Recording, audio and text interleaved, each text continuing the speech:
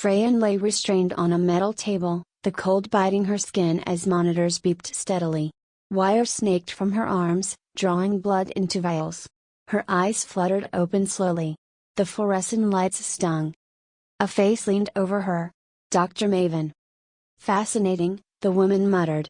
You're evolving faster than expected. Freen tried to move, nothing. Her limbs were locked tight. I see you are awake, the doctor said, brushing a gloved finger down Freen's cheek. Don't worry. We'll keep you alive. You're worth too much dead. Freen growled softly, eyes beginning to flicker gold. I'd be careful, Maven smiled. We've developed suppressants. You're ours now. Meanwhile, Becky paced in a dim cell, locked in, powerless. Her fists bled from pounding the steel. Her thoughts raced.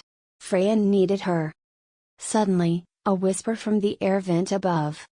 I'm here, came a familiar voice. Kate. Becky rushed forward. How? No time. I tailed you from the camp. Brought Erin too. We're busting you both out. Becky's eyes filled. She's downstairs. They've got Freen, strapped to a table. You have to get me to her. Kate passed her a small earpiece and a stun device. You'll have to fight. I will, Becky said, fire lighting behind her eyes. I'm not losing her. Security alarms blared as smoke filled the halls.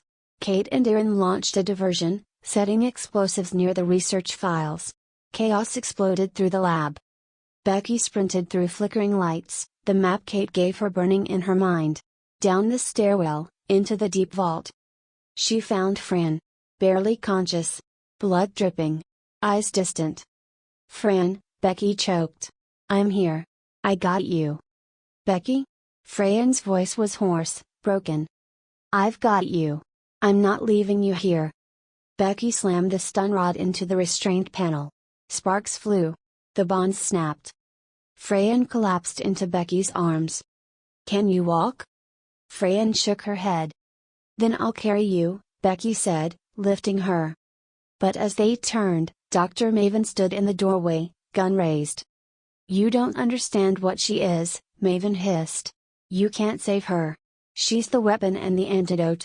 She's everything. Then she's mine, Becky said coldly. Maven fired. Time slowed. But before the bullet could reach, Freen growled, the glow in her chest erupting. She stood, rage and power radiating from her skin. She caught the bullet midair. Snapped it in half. Then leapt, fangs bared, claws emerging, onto Maven.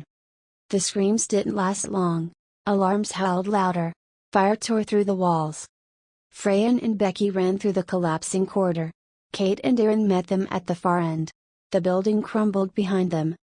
Outside, under blood-red morning skies, they fell to their knees. Freen coughed, panting, the mutation still writhing under her skin. You're okay, Becky whispered, holding her. We're okay. Freen nodded weakly. You came for me. Always. That night, they hid in a half-flooded subway. Freen sat near Becky, silent, trembling, not from fear, but from change. Becky kissed her knuckles gently. Whatever you become, I'll still be here. Freen met her gaze. No more secrets, she whispered. And for the first time in a long time, she cried, without shame, without walls. The relief didn't last long. As dawn crept over the horizon, shadows closed in again. A sleek black chopper descended near the ruins of the lab. Armed troops, silent, masked, trained, fanned out. Within minutes, they had their targets. A dart hissed through the air. Becky turned to scream, but it was too late. Freen fell. Becky woke to sterile white light and cold steel restraints. A new room. New cuffs. No sound but her own heartbeat and the echo of distant screaming. Across the facility, Freen was unconscious, strapped once more to a reinforced chair in a cryo lab. This time, her restraints were lined with UV light, suppressing her mutation. Her veins pulsed silver blue beneath her skin. A voice crackled over a speaker in Becky's cell. Try to save her again, and you die too. Becky stared up, wild-eyed. She didn't blink. Didn't flinch. Didn't speak. She planned. 2 days passed. Becky played weak, played innocent, played forgotten. But inside, she was memorizing guard rotations, where the cameras blinked out, where keys were kept, and when the vents hummed low. On the third night, she slipped the wire out of her bunk. On the fourth, she faked a seizure. While the medic leaned in, she stole his clearance band. And on the fifth, she ran. Through the ducts. Past the alarms. Into the forbidden sector marked home, core subjects. Freen was conscious now, but barely. Her eyes were glassy. Her breath came in gasps. The mutation was spreading, faster than before. They were injecting her with samples from other infected. Splicing her. Trying to build the ultimate cure. And the perfect weapon. Becky slammed open the door. Freen. Freen turned her head. You. Came again. Becky's hands trembled, unlocking restraints, unhooking needles. They're trying to turn you into something you're not, Becky whispered. But I won't let them. Freen winced. Bex, if I lose control, I'll remind you who you are. Who you're mine too. As they limped down the emergency stairwell, sirens flared. Backup arrived early. Kate's voice buzzed in Becky's stolen comm, extraction point compromised. They're flooding the east corridor. Erin's down. You've got 10 minutes. Freen looked back. There's no way out. Yes, there is, Becky said, chest heaving. There's one last failsafe. The bioreactor. I read the files. Freen's eyes narrowed. Becky, no. If I overload it, the blast will wipe their data. Stop the experiments. Free everyone. But you'll. Becky kissed her, fast, fierce. You saved me over and over. Let me do this. No, Freen whispered. No. You're not dying for me. They stood there, heartbeats colliding, seconds ticking. Then Freen took Becky's hand. And slammed her into the emergency pod. Forgive me, she whispered, sealing it. The pod launched. Becky screamed, pounding the glass, as the base grew smaller behind her. Then. Boom. The facility erupted in a ball of light. Smoke, steel, and shadows swallowed the earth. Becky's scream echoed through the pod. Freen, emergency pod slammed into the charred earth of the outer zone, smoke pouring through its vents. Becky hit the release. She fell out, knees hitting mud, palms scraping gravel.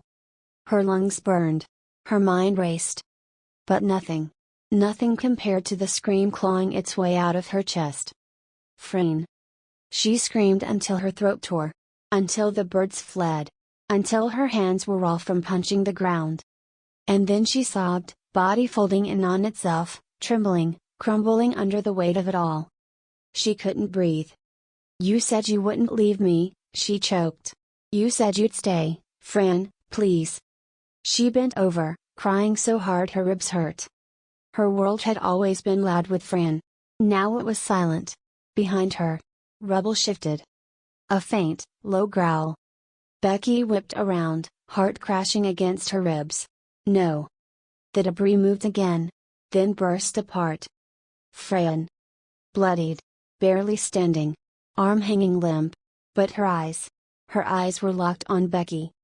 Didn't I tell you, Freen gasped, stumbling forward, you're not allowed to die before me? Becky broke. She sprinted, slamming into her, arms around her, sobbing into her shoulder. You scared me, you idiot, don't ever do that again, I thought I lost you. Freen's arms, weak but warm, wrapped around her. You didn't, she whispered. You never will. They sat in the broken shell of a world, the first rays of sunrise cutting through blackened clouds. Freen leaned against Becky, exhausted, eyes fluttering. Becky stroked her hair, soft and slow. You're safe now. Freen murmured, you saved me. Becky kissed her forehead. We saved each other. They didn't speak for a long time after that. They didn't need to. Because for now, there was breath. There was warmth. There was love. And there was time. The return to Freen's mansion was quiet at first. Becky drove them back, Freen curled up in the back seat, too weak to sit up straight, her head resting on Becky's coat.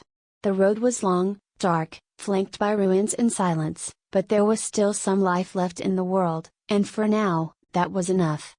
As the mansion gates creaked open, Becky felt a strange tension in her chest. The kind that whispers, something is off. The moment they stepped inside, Becky froze. There was hot tea on the table. A fire in the hearth. Someone had been here. Recently. Fran, sensing it too, tried to rise. Stay close. Becky pulled the revolver from the floorboard stash and moved toward the kitchen. That's when a voice stopped her. You made it out. I honestly didn't think you would. Becky spun. Billy. He stood near the balcony, arms crossed, bruised but very much alive. Becky narrowed her eyes. You knew they were going to take her. Billy's smile was grim. I knew they wanted to. Freen stepped forward, face pale. You set us up. No, Billy said slowly. I bought you time. You wouldn't have escaped otherwise. And you expect us to believe that? Becky snapped. No, said a new voice from the staircase, but you'll have to believe me. They both turned. A tall, silver-haired man in a long black coat descended. Eyes like frost. Hands gloved. Aura of control. Saint. Saint didn't blink as he looked at Freen. You're stronger than the others. The mutation didn't consume your mind. Impressive. Becky's pulse spiked. Who the hell are you? Saint's smile was ice. The one who made her. Freen's breath caught. He continued, tone calm. 20 years ago, I began the serum trials. The virus wasn't an accident, it was a controlled release. Designed to eliminate the weak, evolve the worthy. You created the apocalypse, Becky whispered. I created evolution. Saint looked at Freen. You, Freen Satafong, are patient zero. The original carrier. The only one who's both infected and conscious. I needed you. To stabilize the next phase.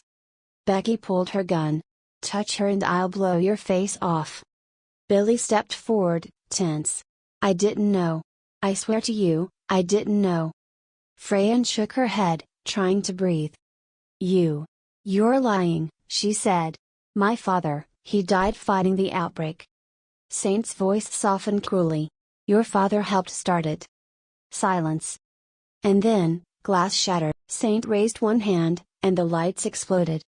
From the shadows, mutated soldiers burst in, silent, enhanced, infected. Becky shot too. Freen lunged forward with inhuman speed, claws slashing through armor. Billy threw a smoke bomb, but Saint simply walked into the chaos, untouched. This world is done, he said calmly. The new one begins with me. They barely made it out. The mansion burned behind them, Freen's legacy turned to ash. They escaped into the storm tunnels beneath the cliffs, Billy bleeding, Freen silent, Becky shaking with fury and grief. Where do we go now? Billy asked. Becky looked back at Freen, who still hadn't said a word. To end this, she said quietly, we go to where it started. Freen finally spoke, voice hoarse but steady. We go to Saint.